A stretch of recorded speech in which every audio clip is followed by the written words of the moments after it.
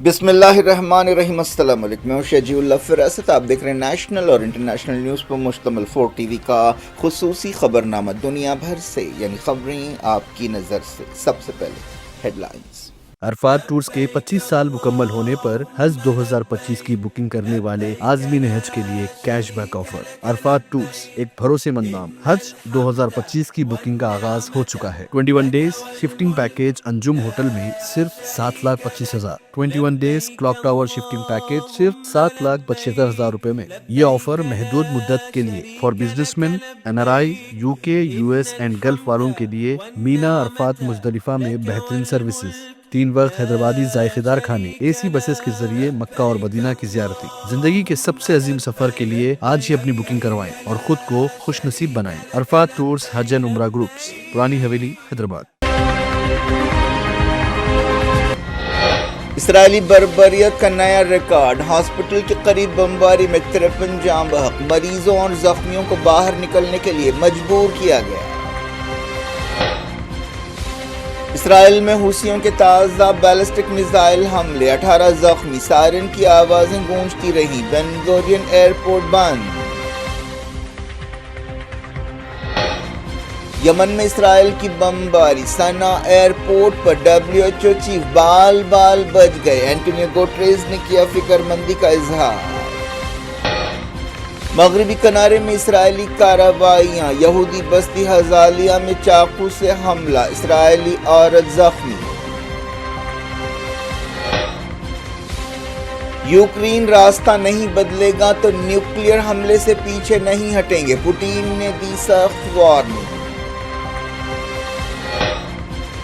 German parliament dissolve, 23 فروری کو mid term elections, معاشی بحالی پر اختلافات حکومت کو لے ڈوبے۔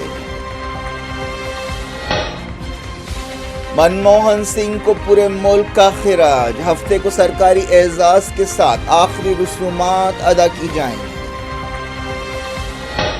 معاشی سدھار سے لے کر امریکہ کے ساتھ نیوکلیئر ڈیل تک، کیا تاریخ منموہن سنگھ کو مہربانی کی نظر سے دیکھے گی؟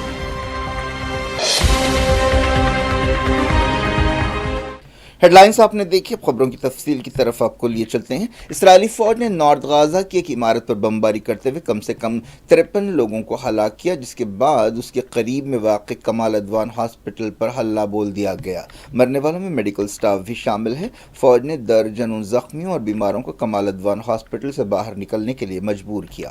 خبروں میں کہا گیا کہ تقریباً 75 مریض ہاسپٹل کے صحن میں ہیں۔ جمعے کی صبح اسرائیلی فوج نے کمال ادوان ہاسپٹل کے قریب اپنے حملے تیز کر دیے۔ علاقے میں بھاری گولہ باری کی گئی۔ صبح تقریباً 7:15 بجے اسرائیلی عہدیداروں نے لاؤڈ سپیکرز کا استعمال کرتے ہوئے ہاسپٹل کے ڈائریکٹر سے کہا کہ وہ مریضوں اور زخمیوں کے ساتھ 15 منٹ کے اندر باہر نکل جائیں۔ اس طرح اسرائیل نے ظلم و بربریت کی ایک اور مثال قائم کی ہے۔ مقامی سورسز نے بتایا کہ دوسرے حملوں میں بھی ہلاکتیں ہوئی ہیں۔ غازہ سٹی کے ایک گھر پر حملے میں کم سے کم 9 لوگ جاں بحق ہوئے۔ غازہ کے ہیلتھ ڈائریکٹر نے بتایا کہ ان کا کمال ادوان ہاسپٹل کے ساتھ رابطہ ٹوٹ گیا ہے۔ غزہ کی وزارت صحت نے اس سے پہلے کہا کہ پچھلے 24 گھنٹوں میں 37 فلسطینی جاں بحق ہوئے اور 98 زخمی ہوئے۔ اس کے ساتھ ہی پچھلے سال اکتوبر کے بعد سے جاں بحق فلسطینیوں کی تعداد 45,436 ہو گئی۔ اس کے علاوہ زخمیوں کی تعداد بڑھ کر 1,08,038 پر پہنچ گئی۔ یمن کے حوثیوں نے ایک بار پھر سینٹرل اسرائیل میں بیلسٹک میزائل حملے کیے، جس سے سنسنی مچ گئی۔ تل ابیب اور دوسرے علاقوں میں سائرن کی آوازیں گونجتی رہیں۔ بن گورین ایئرپورٹ پر فلائٹس آدھے گھنٹے تک روک دی گئیں۔ اسرائیلی میڈیا میں کہا گیا کہ 18 لوگ زخمی ہوئے۔ حالیہ عرصے میں حوثیوں کے حملوں میں اضافہ ہوا ہے۔ اسرائیل نے جمعرات کو یمن کے دارالحکومت صنعاء اور بندرگاہی شہر حدیدہ میں حوثیوں کے انفراسٹرکچر کو نشانہ بنایا۔ صنعاء ایئرپورٹ پر بھی حملہ کیا گیا۔ اس حملے میں WHO چیف ٹیڈروس اڈینوم بال بچ گئے۔ وہ صنعاء ایئرپورٹ سے ایک فلائٹ پکڑنے والے تھے۔ اس حملے میں WHO کا ایک ملازم زخمی ہوا۔ یمن کے حوثیوں نے جمعے کو تل ابیب ایئرپورٹ پر ایک میزائل حملے کی ذمہ داری قبول کی۔ یمن کی سول ایویشن اتھارٹی نے بتایا کہ اسرائیلی حملوں کے بعد صنعاء ایئرپورٹ کو کھول دیا گیا ہے۔ المسیرہ ٹیلی ویژن چینل نے بتایا کہ اسرائیلی حملوں میں 6 لوگ جاں بحق ہوئے۔ यूनाइटेड नेशंस के चीफ ने इसराइल और यमन के हुसियों के दरमियान लड़ाई पर फिक्रमंदी का इजहार किया है और सना एयरपोर्ट पर हमलों पर तशवीश जाहिर की है। यूएन चीफ एंटोनियो गुटेरेस के तर्जुमान ने एक बयान में तनाव पर फिक्रमंदी जाहिर की। WHO चीफ टेड्रोस अडनोम ने सोशल मीडिया पर कहा कि वो सना एयरपोर्ट पर किए गए हमले के वक्त वहां से महज कुछ मीटर की दूरी पर थे। जुमे को इसराइल में हुसियों के हमलों के वीडियो सामने आए हैं। हुसी फौज के तर्जुमान ब्रिगेडियर जनरल याह्या सरी ने बताया कि फ़लस्तीन 2 हाइपरसोनिक बैलिस्टिक मिसाइल के जरिए ताज़ा हमले किए गए। ये एक हफ्ते में चौथा मौका है जब हुसियों ने इसराइल में ऐसे हमले किए हैं। इसराइल की यहूदी बस्ती हजालिया में चाकू से एक हमले में एक औरत जख्मी हो गई। हमला आवर को गोली मारी गई और जख्मी हालत में उसे पकड़ा गया। इसराइली मीडिया में कहा गया कि ये औरत अपनी बेटी का इंतजार कर रही थी जब उस पर चाकू से हमला किया गया। हमला आवर मगरबी किनारे का रहने वाला एक फ़लस्तीनी बताया गया है। इस 28 साला फ़लस्तीनी को हिरासत में लिया गया है। इसराइली अहदेदारों ने यरूशलेम में एक फ़लस्तीनी का घर गिरा दिया। इस तरह की कार्रवाइयाँ वक्फे से की जा रही हैं। इसराइल ने सीरिया लेबनान सरहद पर हमले करते हुए इंफ्रास्ट्रक्चर को निशाना बनाया। मीडिया की खबरों में ये बात कही गई। ये बात साफ नहीं है कि यह हमला सीरिया के इलाके में किया गया या लेबनान के इलाके में। हालिया अरसे में लेबनान के अहदेदारों ने इसराइल पर जंगबंदी समझौते की खिलाफ वर्जियों के इल्ज़ामात लगाए हैं। तो पाकिस्तानी फ़ौज ने कहा है कि वो लाइन ऑफ कंट्रोल पर किसी भी जारहियत का जवाब देने के लिए पूरी तरह से तैयार है। पाकिस्तानी फ़ौज के डायरेक्टर जनरल ISPR अहमद शरीफ ने ये बात दोहराई कि पाकिस्तानी फ़ौज इंडिया में अलहदगी पसंद तहरीकों के मसले से निमटना चाहती है और उन्होंने ये भी कहा कि पाकिस्तान कश्मीर में दबे कुचले लोगों की मदद के लिए हमेशा तैयार रहेगा। पाकिस्तान का कहना है कि वो कश्मीरियों की अखलाकी और सफारती मदद करता है। पाकिस्तान और अफगानिस्तान के दरमियान सरहदी तनाव के बीच पाकिस्तानी वज़ीर आज़म शहबाज शरीफ ने कहा है कि अफगान हुकूमत को पाकिस्तान के ताल्लुक से ठोस स्ट्रैटेजी बनानी चाहिए। उन्होंने ये बात एक ऐसे वक्त कही जब पाकिस्तान ने हाल ही में सरहदी इलाकों में बमबारी की थी और 46 अफगानियों को हलाक किया था। अफगानिस्तान की तालिबान हुकूमत ने इसका जवाब देने की धमकी दी है।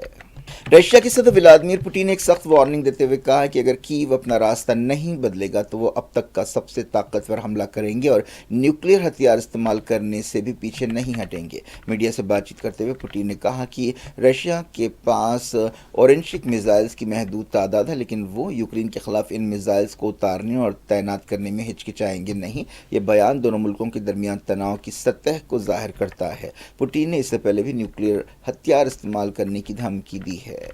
जर्मन सदर फ्रैंक वॉल्टर स्टीमियर ने पार्लियामेंट डिसॉल्व कर दी है और 23 फरवरी को मिड टर्म इलेक्शंस का ऐलान किया है। चांसलर ओलाफ शोल्स की क़यादत वाली इत्तेहादी हुकूमत बहरान से दो चार हो गई और गिर पड़ी, जिसके बाद ये ऐलान किया गया। चांसलर ने मौशी सुधार और मौशी बहाली पर अख्तलाफात की वजह से वज़ीर फाइनेंस को बरतरफ कर दिया, जिसकी वजह से ये 3 जमाती हुकूमत गिर गई। 733 रुकनी पार्लियामेंट में ओलाफ शोल्स को 207 वोट मिले। उनके खिलाफ 394 वोट डाले गए। मेजॉरिटी के लिए 367 वोटों की ज़रूरत थी। 116 अरकान ने वोटिंग में हिस्सा नहीं लिया। लौटते हैं इंडिया। अखाड़ा परिषद ने हिंदुओं और सिखों के दरमियान अख्तलाफात पैदा करने की कोशिशों के लिए सिख अलहदगी पसंद लीडर गुरपतवंत सिंह की मजम्मत की है। उत्तर प्रदेश के पीलीभीत में पंजाब और यूपी पुलिस के एक जॉइंट ऑपरेशन में खालिस्तान जिंदाबाद फोर्स के 3 मिलिटेंट्स को हलाक करने का दावा किया गया था।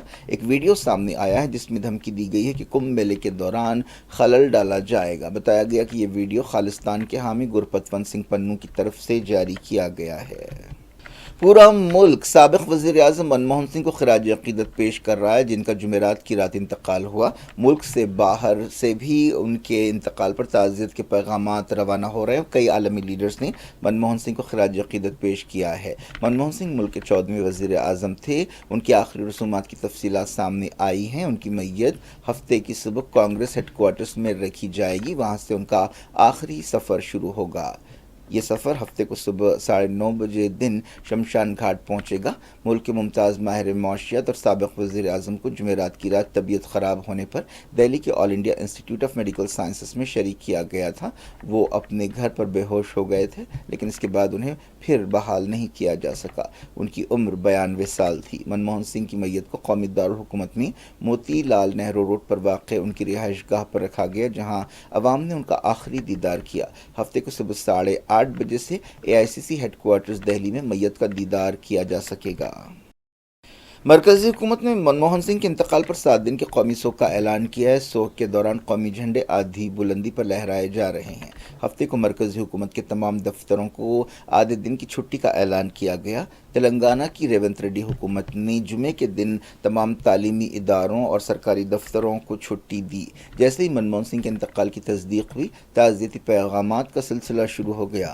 صدر جمہوریہ دروپدی مرمو، وزیر اعظم نریندر مودی، وزیر داخلہ امت شاہ، نائب صدر جگدیپ دھنکر، صدر کانگریس ملکارجن کھرگے، کانگریس پارلیمانی پارٹی لیڈر سونیا گاندھی، لوک سبھا کے leader of opposition Rahul Gandhi, party general secretary Priyanka Gandhi اور دوسرے لیڈرز نے منموہن سنگھ کو خراج عقیدت پیش کیا۔ سوشل میڈیا بھی منموہن سنگھ کی یاد سے بھرے میسیجز سے بھر گیا۔ سونیا گاندھی اور راہل گاندھی نے ترنگے میں لپٹی ہوئی ان کی میت پر پھول چڑھائے۔ معلوم ہوا کہ منموہن سنگھ کی بیٹی بیرونی ملک سے پہنچ گئی ہیں۔ منموہن سنگھ ایک اکنامسٹ تھے جنہوں نے 1991 میں انڈیا میں معاشی اصلاحات یا سدھار کا آغاز کیا تھا۔ اس وقت وہ نرسمہا راؤ حکومت میں وزیر فائنانس تھے۔ 2004 میں جب کانگریس کی قیادت والی یو پی اے اتحاد کو الیکشنز میں کامیابی حاصل ہوئی، یہ تقریباً طے تھا کہ سونیا گاندھی وزیر اعظم بنیں گی، لیکن سونیا گاندھی کے اٹلی میں پیدا ہونے کے مسئلے کو اچھالا گیا۔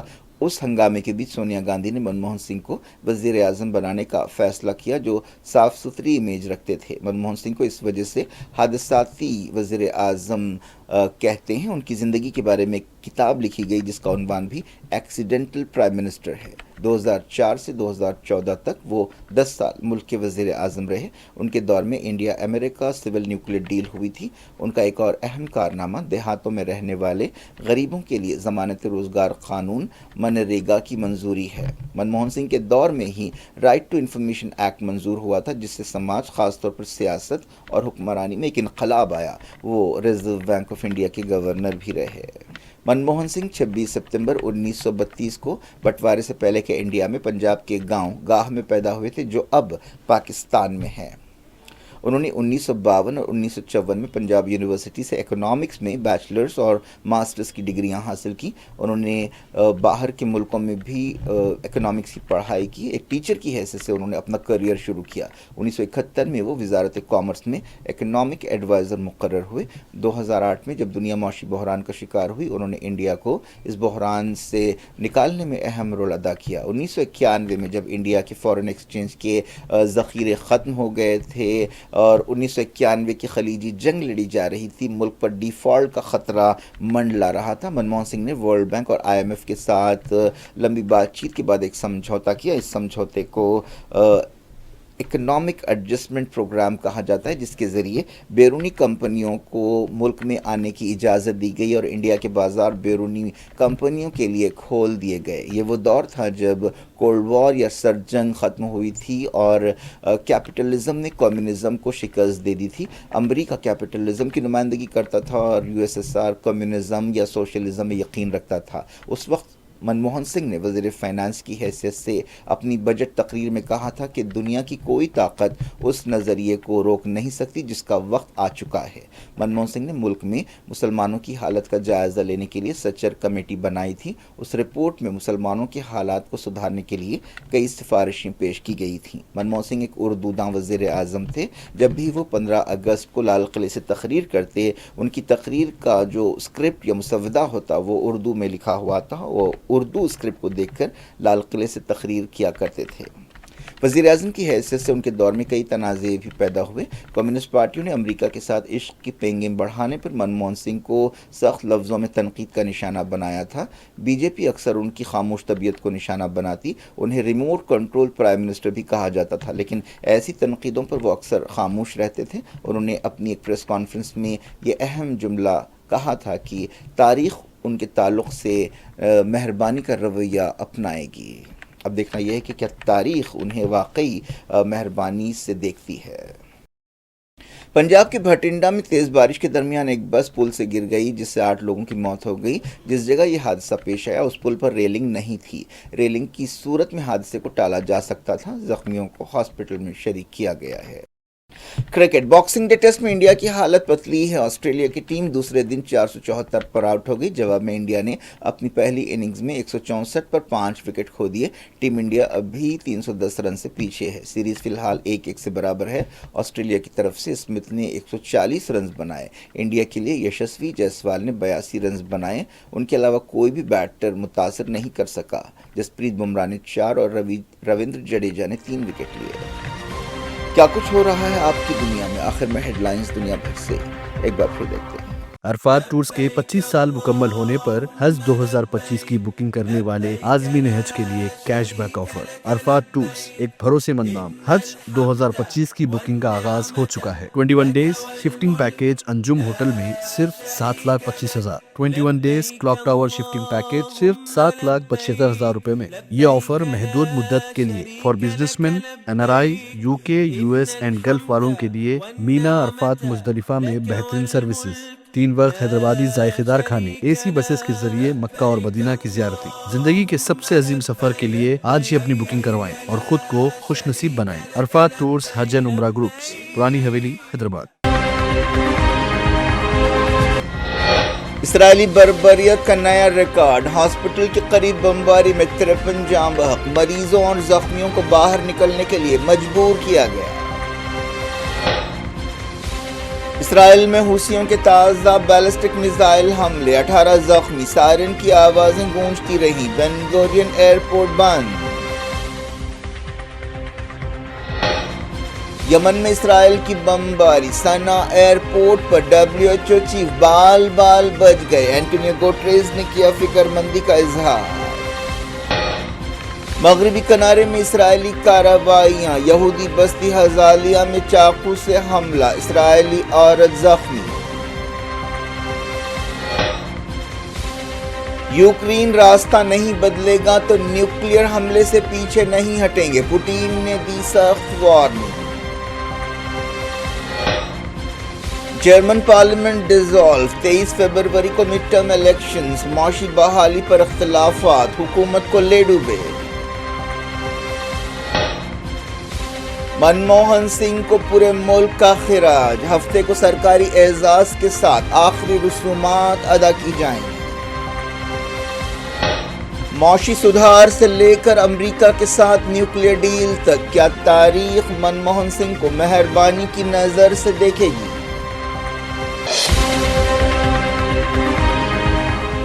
یہ تھی آج کی خبریں. شجاع اللہ فراست کو دیں اجازت اور اپنا بے حد خیال رکھیں. اللہ حافظ.